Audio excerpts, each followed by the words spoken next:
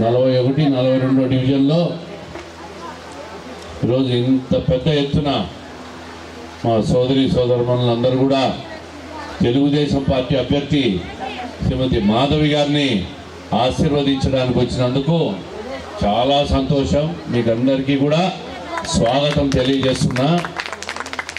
ఈరోజు పార్టీలో సోదరుడు శ్రీకాంత్, వాళ్ళ కుటుంబ సభ్యులు చలమారెడ్డి గారు, అలాగే వాళ్ళ మిత్రులు అందరూ కూడా తెలుగుదేశం పార్టీల సందర్భంగా చేరుతున్న సందర్భంగా వాళ్ళకు కూడా స్వాగతం సుస్వాగతం తెలియజేస్తున్నా. కడప నగరంలో వైసీపీ పార్టీ ఖాళీ అయిపోతా ఉంది, ఫ్యాన్ పార్టీ ఖాళీ అయిపోతుంది, రెక్కలు ఇరిగిపోతూ ఉన్నాయి. అబద్ధాలు చెప్పి చెప్పి చెప్పి ముఖ్యంగా మహిళలందరినీ మోసం చేసిన party YCP party, fan party. నిజమా కాదమ్మా? నేను అడిగేది చెప్పండి. మీరు కరెంటు బిల్లులు పెంచేసినాడా? గ్యాస్ ధరలు పెంచేసినాడా? Petrol diesel పెరిగిపోయినాయా? సరుకులు పెరిగిపోయినాయా? ఏమన్నా మనిషి బతికేదానికి పరిస్థితులు ఉన్నాయా? పెన్షన్లు కట్ చేసినాడా? రేషన్ కార్డు కొత్త ఇచ్చినాడా? కొత్త రేషన్ కార్డులు ఇచ్చినాడా? గతంలో తెలుగుదేశం ప్రభుత్వం ఉన్నప్పుడు చంద్రబాబు నాయుడు గారు వీధిలో మీటింగ్లు పెట్టి మేము రేషన్ కార్డులు ఇచ్చినాం, పెన్షన్లు ఇచ్చినాం, ప్రతి స్కీములు పేదలకు ఏమేమి రావాలనో అన్నీ కూడా మేము ఇచ్చినాం. ఈరోజు ఎక్కడా ఏమీ లేవు. చంద్రన్న బీమా ఉందా? మంచి పేదవాడు చనిపోతే కుటుంబానికి ఆదుకునేవాడు ఉన్నాడా? ఆ బీమా ఉంటే ఆదుకుండేది కదా. రంజాన్కు తోఫా ఉందా? రేపు రంజాన్ వస్తుంది, తోఫా ఉందా? సంక్రాంతికి ఎప్పుడైనా కానుకలు ఇచ్చినాడా? క్రిస్మస్కి ఇచ్చినాడా? అంటే పేదవాళ్ళు పండుగ చేసుకోవాలంటే కడుపు నొప్పి. ఆయనకు జగన్మోహన్ రెడ్డికి కడుపు నొస్తుంది. అన్నా క్యాంటీను ఏవి పెట్టాడు? అన్నీ ఎత్తేసాడు. పైన నుంచి ఒక చాక్లెట్ ఇస్తాడు మీకు, కింద నుంచి మీ నెక్లెస్ కొట్టేస్తున్నాడు. అర్థమైందా? ఒక స్కీమ్ అంటాడు, పైనుంచి కింద నుంచి ధరలన్నీ పెంచేసి కొట్టేస్తున్నాడు. లేకుంటే చెత్త మీద చెత్త పన్ను వేస్తారా? చెత్త పన్ను ఎప్పుడన్నా మనం ఇంట్లో చెత్త వేస్తే మున్సిపాలిటీ వాళ్ళు వచ్చి క్లీన్ చేసుకొని పోవాలి. దాని మీద పన్ను వేసిన ప్రభుత్వం ఏదంటే ఈ ఫ్యాన్ ప్రభుత్వం. నెల రోజుల్లో చంద్రబాబు నాయుడు గారు ముఖ్యమంత్రి అయితే చెత్త మీద పన్ను తీసేస్తాం. చెత్త మీద పన్ను ఎవరు కట్టే అవసరం లేదు. మా ప్రభుత్వం వస్తానే ఇంటి ముందు చెత్త, కడప నగరంలో ఇంటి ముందు చెత్త లేకుండా స్వచ్ఛ కడపగా తయారు చేసే బాధ్యత తెలుగుదేశం పార్టీ తీసుకుంటామని చెప్పి మీకు అందరికీ చెప్తా ఉంటా. ఎక్కడ చెత్త ఉండకూడదు, క్లీన్గా పెడతాం మేము.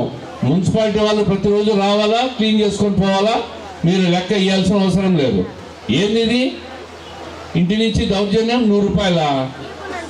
ఈ 100 రూపాయలు 50 ఇళ్లకు ఒక వాలంటీర్ ఉన్నాడా? 50 ఇళ్లకు 100 రూపాయలు ఇస్తే ఎంత అవుతుంది?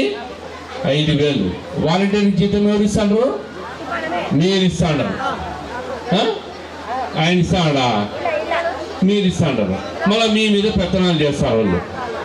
ఈరోజు రవీంద్రనగర్ బ్రిడ్జ్ ఎవరు కట్టించినారమ్మా? తెలుగుదేశం ప్రభుత్వంలో మేము కట్టించినాం. వీళ్ళు కట్టించినారా? మీకు అందరికీ తెలుసా? షామి ఏరియా దగ్గర ఒక బ్రిడ్జ్ కట్టాలా, లా కాలేజ్ కాడ ఒక బ్రిడ్జ్ కట్టాలా. భూమి చేసి టెంకాయలు కొట్టిపోయినారు, చాక్లెట్లు బిస్కెట్లు తిని పండగ చేసుకొని పోయినారు, పూలదండలు నేర్చుకున్నారు. కట్టారా? ఇంతవరకు కట్టారా? ఎప్పుడు కడతారు?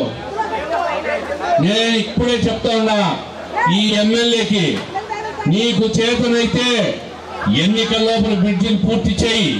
నీకు చేత కాకుంటే ఆ అవకాశాన్ని మేము తీసుకొని మేము ఎన్నికల్లో గెలిచిన తర్వాత 4 నెలల్లో 2 బ్రిడ్జిలు పూర్తి చేసే బాధ్యత తెలుగుదేశం పార్టీ తీసుకుంటామని చెప్పి మీకు అందరికీ చెప్తా ఉన్నా. ఎమ్మెల్యే కూడా పూర్తి చేసే ధైర్యం దమ్ము ఉంటే నెల రోజుల లోపల పూర్తి చేయ. 5 సంవత్సరాల కాలం తీసుకున్నాను.